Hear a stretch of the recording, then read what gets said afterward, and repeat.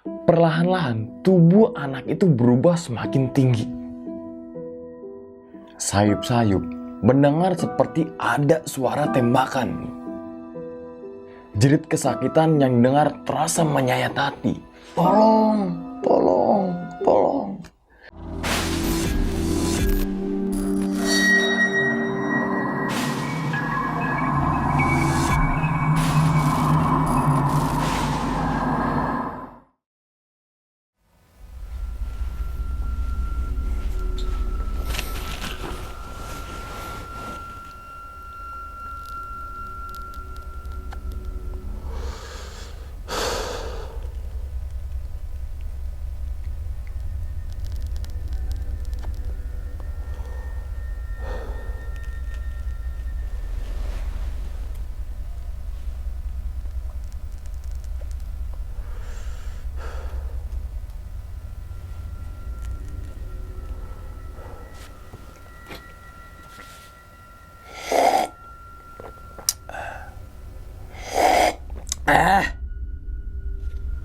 Oke, kopi Lombok gokil.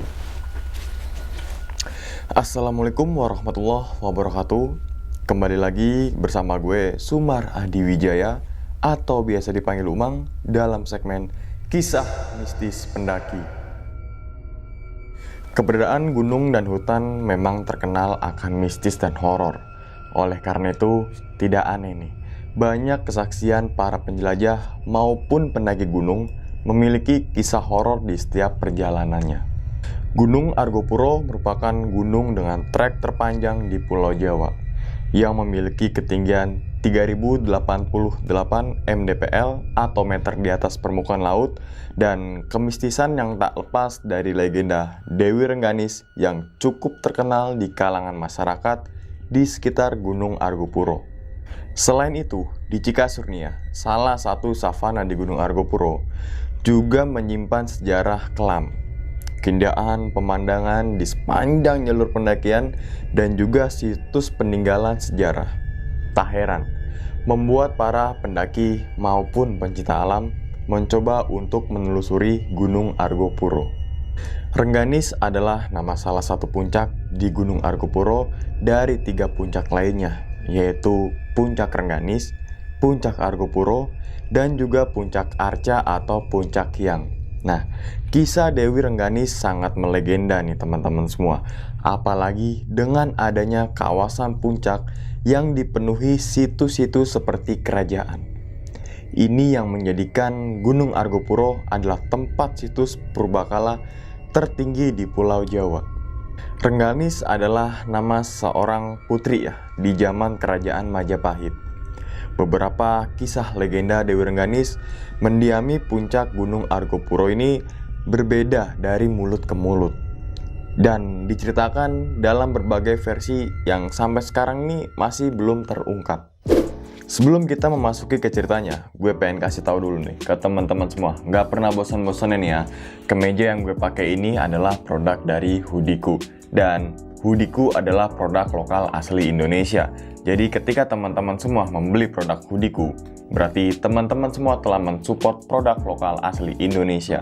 Gimana sih cara untuk dapetin produk dari Hoodiku ini? Teman-teman semua langsung aja bisa langsung search di marketplace tersedia seperti Tokopedia, Lazada, Shopee, dan juga Instagramnya Hoodiku. Jadi tunggu apa lagi? Mau tampil lebih fashionable dan juga lebih keren? Nih, gue rekomendasiin Hoodiku aja. Kita langsung masuk aja ke dalam ceritanya. Ngopi horor segera dimulai.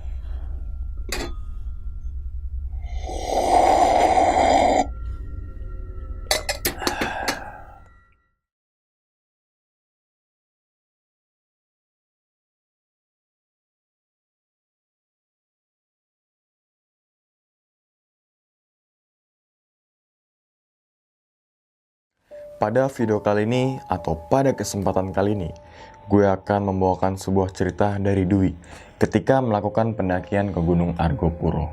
Nah, pada bulan Agustus 4 tahun yang lalu, dan kelima temannya ini melakukan pendakian ke sebuah gunung yang mempunyai predikat jalur terpanjang sepulau Jawa. Nah, kelima teman Dwi ini bernama Kumkum, Bambang, Wahyu, Rere, dan juga si Nia. Nah, mereka berenam ini berangkat dari Jakarta menggunakan kereta api ya, menuju ke kota Surabaya terlebih dahulu nih. Dan kemudian perjalanan ini dilanjutkan menggunakan mobil travel nih, yang biasa mengantarkan para pendaki ke gunung tersebut. Total 22 jam waktu yang harus mereka tempuh ya dari Jakarta untuk bisa sampai di titik awal pendakian Gunung Argopuro. Sungguh perjalanan yang sangat melelahkan teman-teman semua. Dan singkat cerita saja ya, menjelang maghrib nih, mereka ini akhirnya tiba tuh di base camp Baderan. Dan langsung mengurus perizinan agar apa sih? Agar besok pagi nih mereka bisa melakukan pendakian lebih awal gitu. Nah, malam pun tiba. Suasana di sekitar base camp ini sangat sepi sekali. Dan memang tempatnya sendiri terletak sangat jauh dari ramainya kota. Akhirnya mereka beristirahat di base camp bersama rombongan lainnya dari Semarang yang akan naik besok berbarengan dengan rombongan si Dwi. Nah, saat tengah malam, Dwi ini terbangun dari tidurnya nih teman-teman semua. Hawa yang dingin membuat Dwi ingin buang air kecil. Saat itu, Dwi berjalan menuju ke toilet yang ada di belakang basecamp tersebut nih.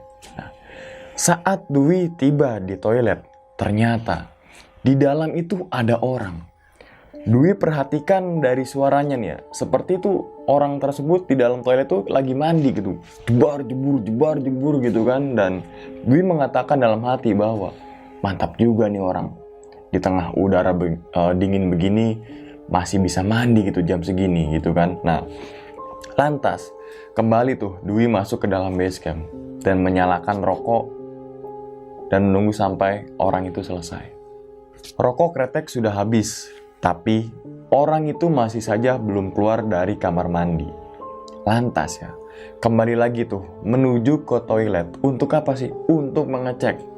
Tapi saat dilihat, ternyata di dalam itu nggak ada orang sama sekali. Lantai toilet pun terlihat kering nih. Karena udah nggak tahan ya, akhirnya Dwi ini masuk ke toilet dan memutuskan keinginan yang sempat tertunda tadi. Lega gitu kan. Nah, Dwi pun kembali merebahkan tubuhnya dan melanjutkan untuk tidur. Singkat cerita, pagi pun tiba nih. Dwi adalah orang terakhir bangun ya. Karena memang dimanapun selalu begitu nih si Dwi ini ya.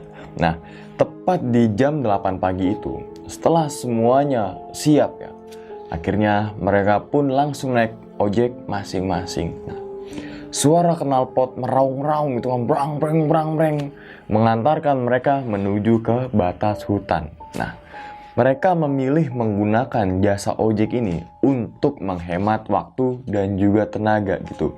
Dan untuk membantu perekonomian warga setempat. Setelah kurang lebih 40 menit ya, akhirnya pendakian pun dimulai nih. Trek tanah kering dan debu ini yang sangat tebal ya, menghiasi langkah dari rombongan Dwi. Dan cuaca yang lumayan terik gitu kan, membuat mereka nyengir sepanjang jalur gitu, alias kepanasan, makanya nyengir gitu kan. Nah, tak terasa di jam 12 siang, mereka pun sampai di pos mata air 1. Tadi malam siapa yang mandi ya? Tanya Dwi pada rombongan Semarang nih. Hah? Yang mandi mas? Rombongan Semarang pun malah balik tanya gitu kepada si Dwi. Dan tampaknya tuh bingung ya. Dan saat itu obrolan tidak dilanjutkan. Dan singkat cerita aja teman-teman semua ya, setelah 1 jam ini beristirahat, akhirnya mereka melanjutkan trekking lagi menuju ke pos mata air 2. Nah, kali ini trek ini mulai menanjak tuh. Jalur yang mereka lalui berupa cekungan seperti yang disebabkan oleh ban motor yang dulu sering hilir mudik untuk mengangkut selada air dari Sabana Cikasur. Di tengah perjalanan, tim dari Semarang memimpin jauh di depan. Dwi kerepotan untuk mengimbangi sampai akhirnya ya, nyuruh rombongan Semarang ini untuk duluan aja. Udah mas, duluan aja mas gitu kan. Dan maklum nih, Dwi adalah tim pecel lele. Apa sih tim pecel lele? Pendaki cepat, lelah, dan juga letih. Setelah berjibaku dengan medan yang sangat aduhai gitu kan. Akhirnya di jam 5 sore teman-teman semua ya, mereka pun sampailah di pos mata air 2. Di sini mereka langsung membagi tugas nih. Sebagian masang tenda dan sebagian ini mengambil air. Nah, Dwi mendapatkan tugas untuk mengambil air berdua bersama si Bambang. Nah, jarak dari area camp menuju ke mata air itu ya tidak terlalu jauh, hanya 50 meter saja dan menuruni jalur yang lumayan curam gitu. Nah, sumber air di pos mata air 2 ini berupa sungai dengan debit air yang sangat kecil gitu. Nah, maklum ya, musim kemarau gitu. Dan untuk mengisi satu jerigen ukuran 5 liter membutuhkan waktu sekitar 10 menitan.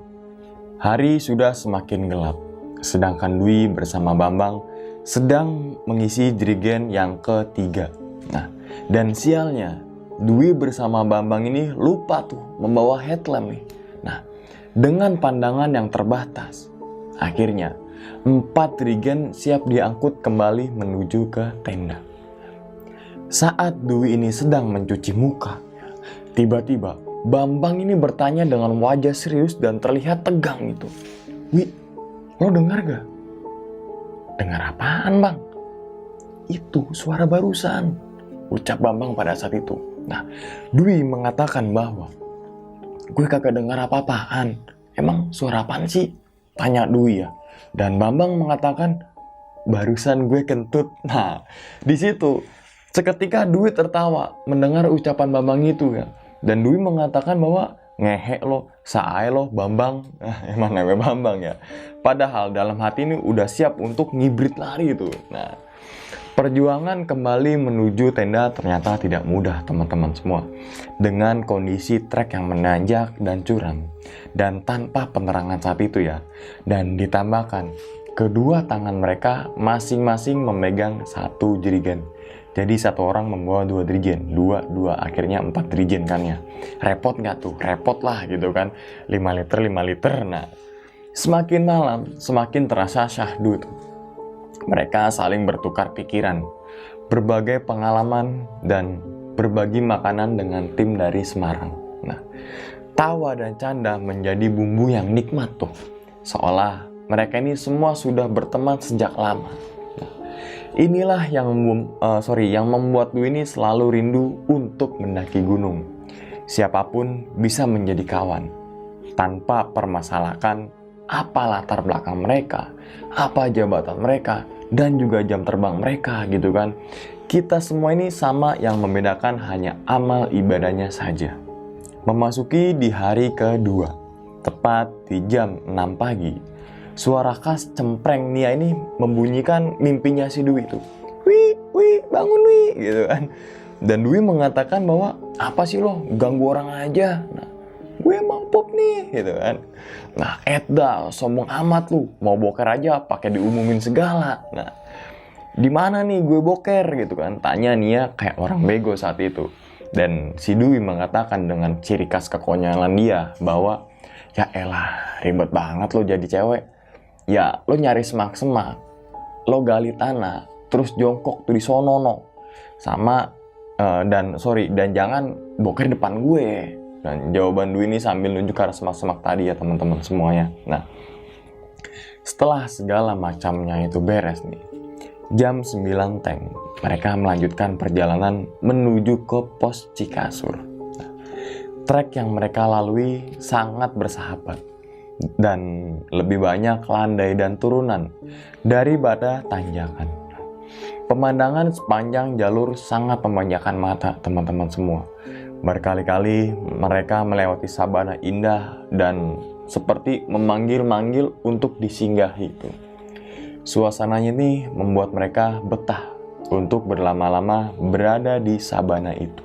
Nah, di alun-alun besar, mereka ini istirahat untuk makan siang sambil menikmati luasnya padang rumput yang menari-nari tertiup angin.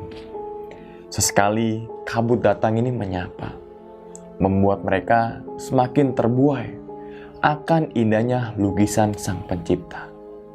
Mungkin ini adalah sedikit cara surga yang jatuh ke bumi.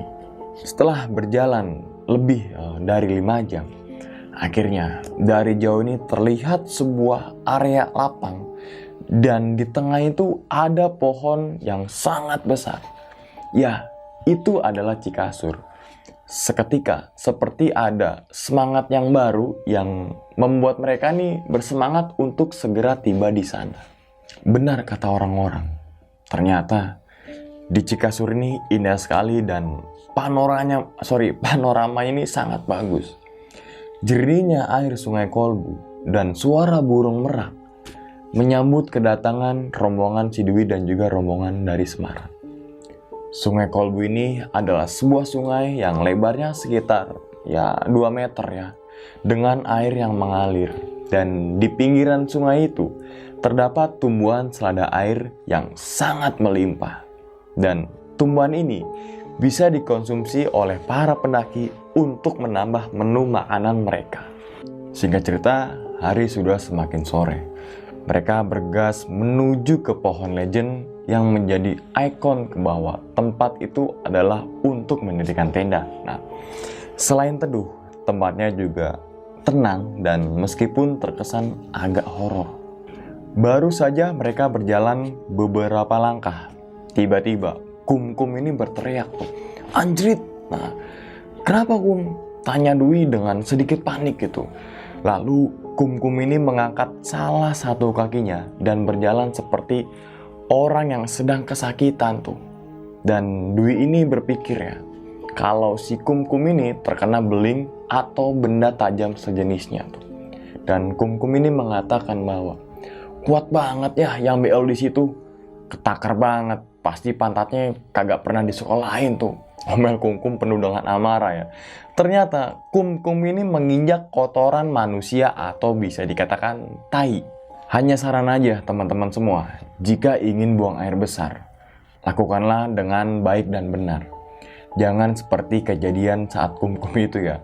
Mending kalau bentuknya bagus. Ini mah udah hitam, burik lagi, dan malu-maluin diri sendiri gitu. Nah, setelah tenda berdiri dengan baik dan benar, mereka pun mengganti pakaian dan lalu memasak untuk makan malam.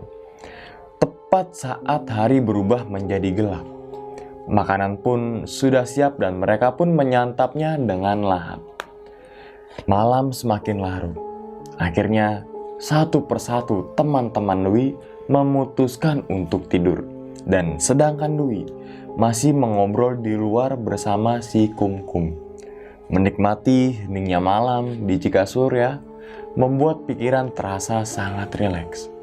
Suasana yang jarang sekali didapatkan di kesehariannya si Dwi, yang biasanya harus terpaksa menikmati penat dan bisingnya kota Jakarta.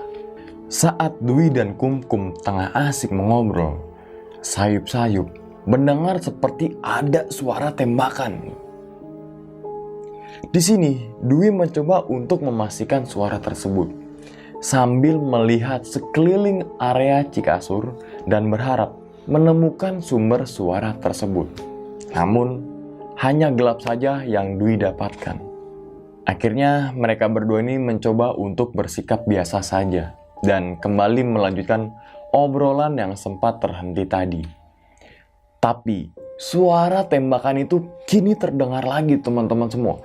Kali ini diiringi dengan banyaknya suara jeritan yang terdengar sangat memilukan. Dwi langsung mengajak Kumkum masuk ke tenda ya, dan memutuskan untuk tidur gitu. Tapi entah kenapa Dwi susah sekali untuk tidur. Nah, Dwi melihat Kumkum juga sama seperti dengannya ya.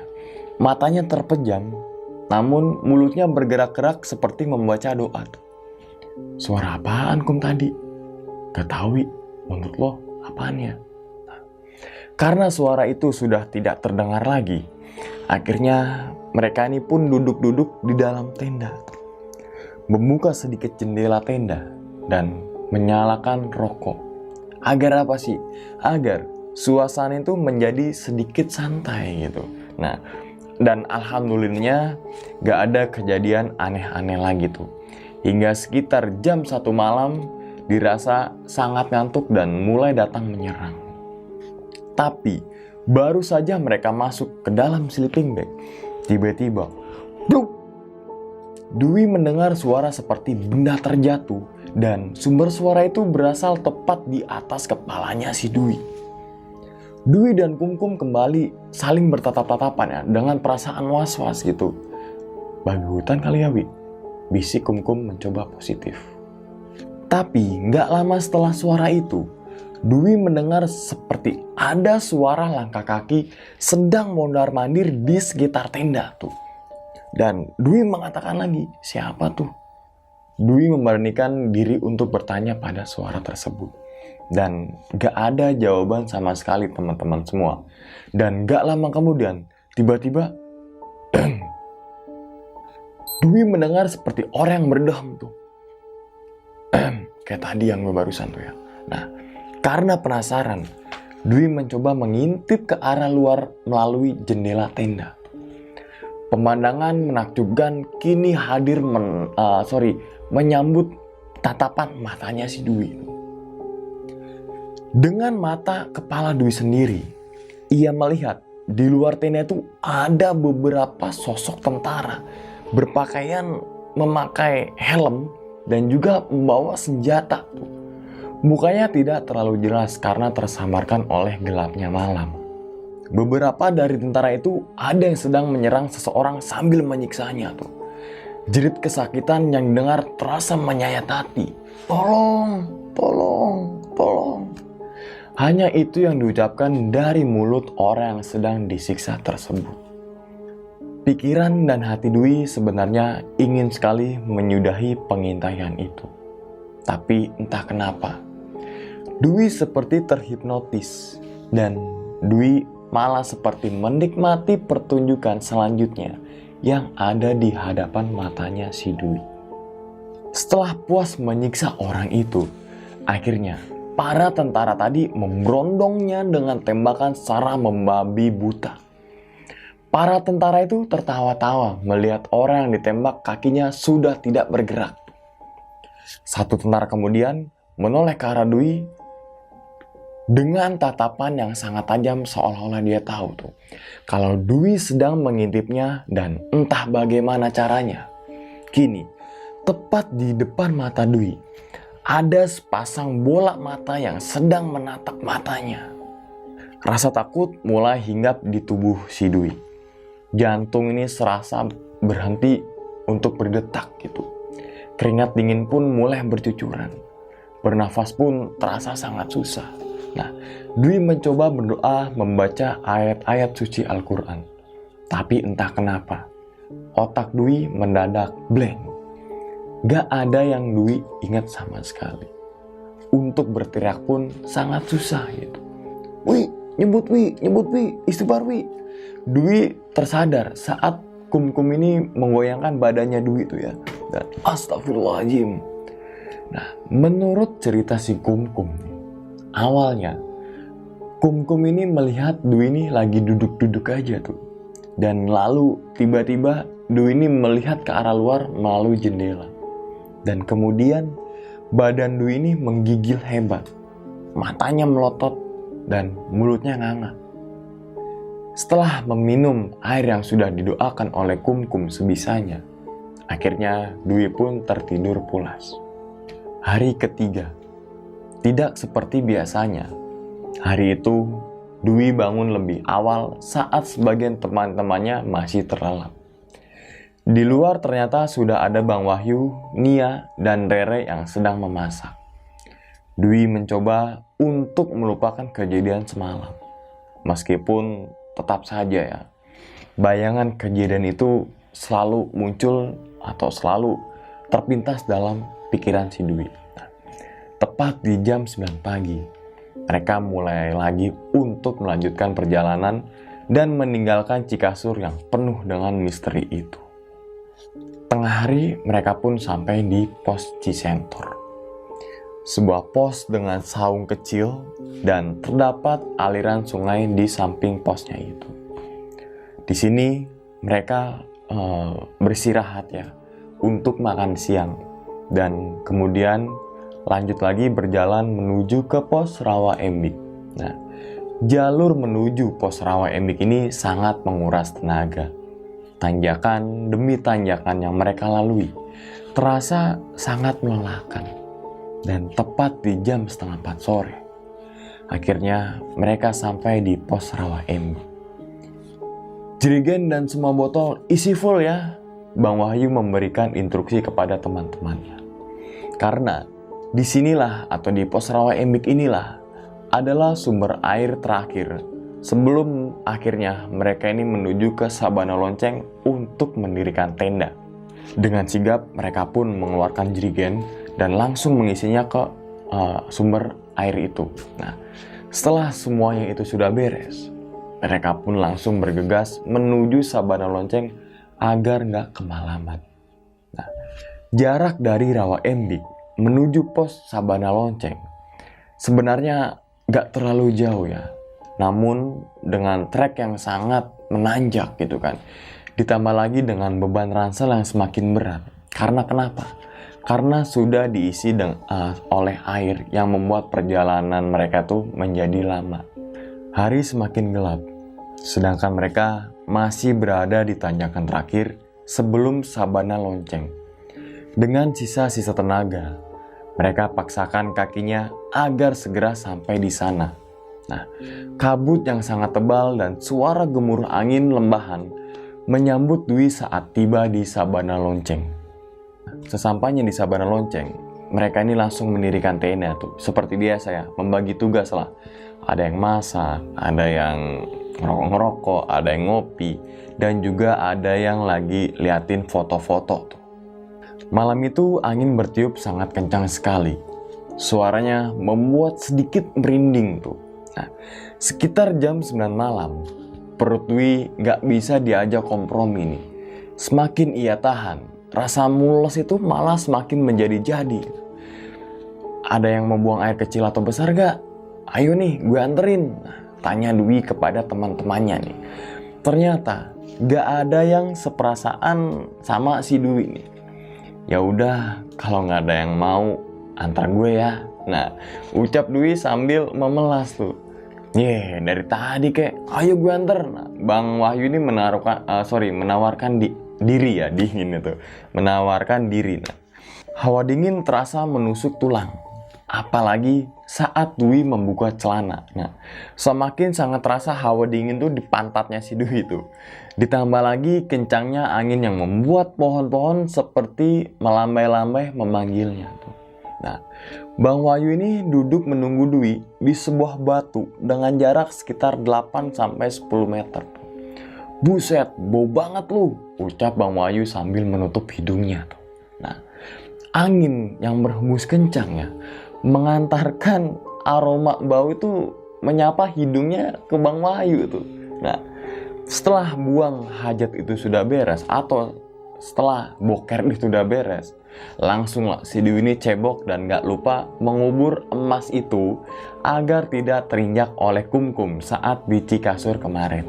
Nah, tapi saat Dwi berjalan meninggalkan tempat bokernya itu, waduh, Bang Wahyu kemana ya? Ucap Dwi ini seperti terheran-heran gitu. Dan saat melihat batu yang tadi diduduki oleh Bang Wahyu, kini kosong gak ada siapa-siapa. Tanpa pikir panjang, Dwi langsung berlari kembali ke tenda tuh. Dan ternyata teman-teman semua, di dalam tenda hanya ada Bambang dan juga si Kumkum aja. Bang Wahyu, kemana Bor? Tanya Dwi. Sialan, lu malah ninggalin. Kepala Bang Wahyu ini nongol di balik tenda tuh. Nah, lah, gue kira lu yang ninggalin gue Bang. Ternyata mereka berdua ini salah paham. Yang tadi tuh Bang Wahyu tuh pergi kencing sebentar gitu ya. Dan alhamdulillah ya, hati terasa lega setelah mendengar penjelasan dari Bang Wahyu. Sekarang kita memasuki hari keempat nih teman-teman semua. Tepat di jam 5:30 pagi, mereka pun mulai beranjak menuju ke puncak Rengganis. Jaraknya nggak terlalu jauh, hanya sekitar 15 menit saja sudah sampai di puncak Rengganis. Nah, konon dulunya nih ya, tempat itu adalah sebuah istana tempat Rengganis tinggal. Kini yang tersisa dari istana itu hanya puing-puingnya saja tuh. Nah, setelah dirasa ini sudah cukup ya, berada di bekas istana itu, mereka pun turun kembali menuju ke tenda yang berada di Sabana Lonceng. Dan kemudian segera memasak dan langsung packing. Nah, tepat di jam 8 pagi, mereka mulai berjalan meninggalkan area Sabana Lonceng. Dan gak lupa, mereka mampir melewati Puncak Argopuro dan juga Puncak Hyang atau Puncak Arca. Nah, di Puncak Hyang ini terdapat sebuah patung ya, atau arca yang sudah tidak utuh lagi tuh. Tidak utuhnya kenapa sih? Karena kepalanya itu entah berada di mana. Dan di depan arca tersebut banyak sesajen yang sepertinya tuh sudah lama tuh berada di depan patung arca itu. Mereka pun lanjut menuruni tepian jurang ya untuk menuju ke Danau Taman Hidup. Ingat ya, Taman Hidup bukan teman hidup. Nah, jika jalur Baderan cenderung landai dan banyak pemandangan, jalur Bremi ini adalah kebalikannya. Jalurnya lumayan curam dan tidak banyak pemandangan yang bisa dilihat. Nah, aura mistis terasa sangat kental saat mereka memasuki hutan lumut. Hutan yang rimbun dan sedikit gelap. Hampir di setiap batang pohon area itu dipenuhi dengan lumut. Beberapa kali Dwi mendengar seperti banyak suara-suara gaduh.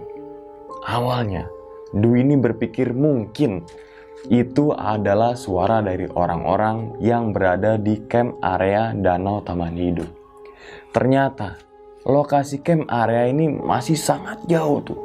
Butuh waktu sekitar 1 jam untuk mereka tiba di sana. Singkat cerita aja teman-teman semua ya, jam 5:30 sore itu mereka pun tiba nih di Danau Taman Hidup. Ingat, Danau Taman Hidup bukan Taman Hidup. Nah, berbeda dari hari-hari sebelumnya yang hanya ada rombongan mereka dan rombongan Semarang saja. Kali ini kondisinya itu lumayan ramai. Ada sekitar 5 tenda yang sudah berdiri dari pendaki lain yang lewat jalur Bermi. Setelah makan malam, mereka pun berbincang-bincang dengan para pendaki lain yang ada di Danau Taman Hidup. Ditemani sama rokok dan juga kopi hitam, membuat suasana bertambah akrab. Sampai tak terasa, akhirnya waktu sudah menunjukkan di jam 11:30 malam. Nah, mereka pun memutuskan untuk menyudahi perbincangan pada malam itu dan kembali ke tenda masing-masing untuk beristirahat dan untuk tidur. Sebelum menuju ke tenda, Dwi ini menyempatkan dulu untuk buang air kecil. Dan saat Dwi sedang berjalan menuju ke semak-semak, ia melihat ada 2 anak kecil sedang bermain dan sambil tertawa tuh. Kedua anak kecil tersebut tidak memakai alas kaki dan juga jaket.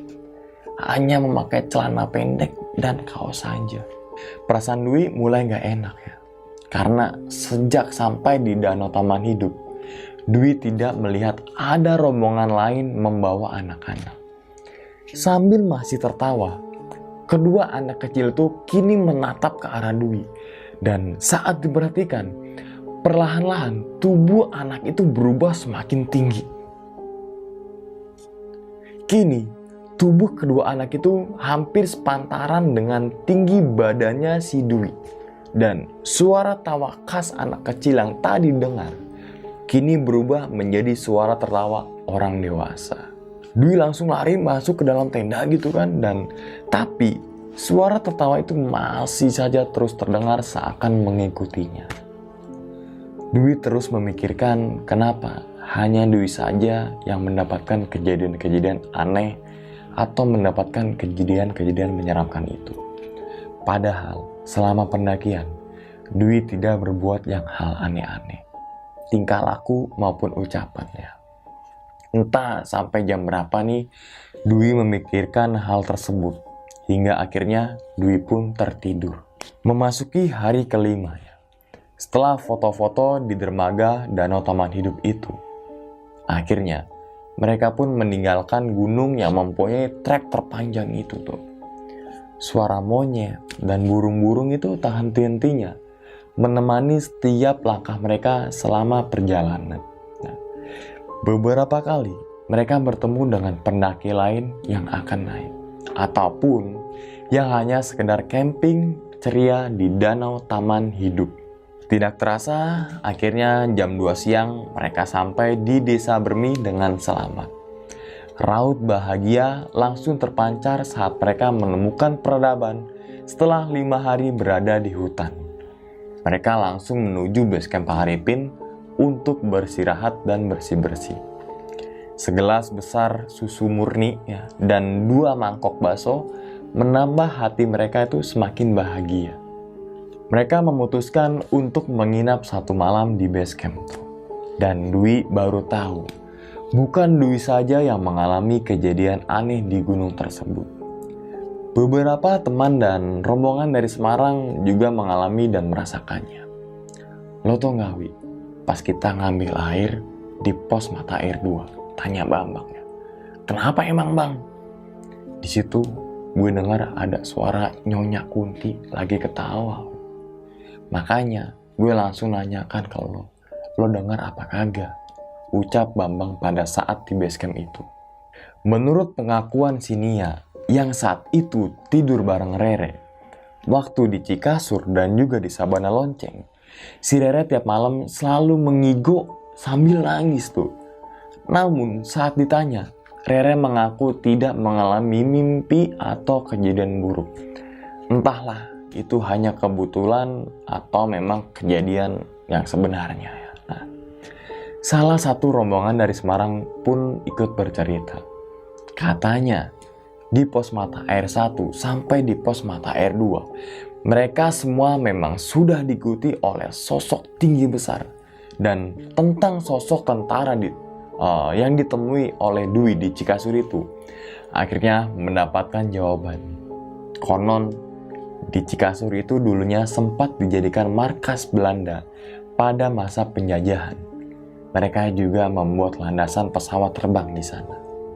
Saat proses pembuatannya itu, tidak sedikit warga pribumi yang meninggal saat kerja rodi. Bahkan akhirnya, warga pribumi itu pun dibunuh dan dibantai secara massal di sana. Entah cerita itu benar atau tidak, namun bekas landasan pesawat terbang beserta puing-puing bangunan itu masih bisa kita lihat sampai sekarang. Dan di sana, salah satu sudut area Cikasur itu, terdapat sebuah genset bertuliskan 1912. Mungkin kejadian kelam itu yang Dwi lihat kemarin di Cikasur. Pada dasarnya, semua tempat pasti berpenghuni. Ada yang terlihat, ada juga yang nggak terlihat. Yang penting sebagai tamu ya, kita ini harus sopan dan santun. Percaya atau tidak, meskipun kita mengalami kejadian aneh, tidak semua kejadian itu murni atau atas kesalahan kita semua ya. Mungkin saja kita sedang beruntung karena kadangkala nih ya, mereka pun ingin merasa dianggap gitu. Dan mungkin dengan cara itulah mereka berkenalan atau bercengkrama dengan kita. Meskipun bagi manusia hal itu terasa menyeramkan. Segitu aja teman-teman semua cerita Dwi ya. Sebenarnya ada beberapa kemiripan ketika gue membawakan sebuah cerita dari Mbak Zaza, yang ketika saat itu Mbak Zaza juga seperti melihat tentara, seperti para korban itu diseret lalu dikuburkan massal dengan kuburan yang sangat panjang. Dan ya, beredar mitos, bukan beredar mitos, tapi entah mitos atau fakta teman-teman semua. Di Cikasur itu dulunya, itu adalah bekas landasan dari Belanda pada masa penjajahan. Dan pada saat itu warga pribumi diajak kerja untuk menggali itu. Dan ketika galian itu sudah panjang, ternyata warga pribumi ini dibantai habis-habisan dan kuburkan di Cikasur itu. Makanya teman-teman semua, ketika teman-teman semua melakukan pendakian Gunung Argopuro dari Cikasur, terus kita berada di tebingan itu, bukan tebingan tapi di atas bukit menuju ke Cisentor, itu terlihat banget gundukan tanah dengan yang panjang. Itu bukan, menurut gua, itu bukan apa ya, bukan gundukan tanah biasa gitu. Mungkin dulunya ini berkesinambungan dengan sejarah yang tadi diceritakan oleh Mas Dwi dan juga Mbak Zaza. Ini hampir kemiripan yang sama, bukan hampir tapi 100% sama gitu.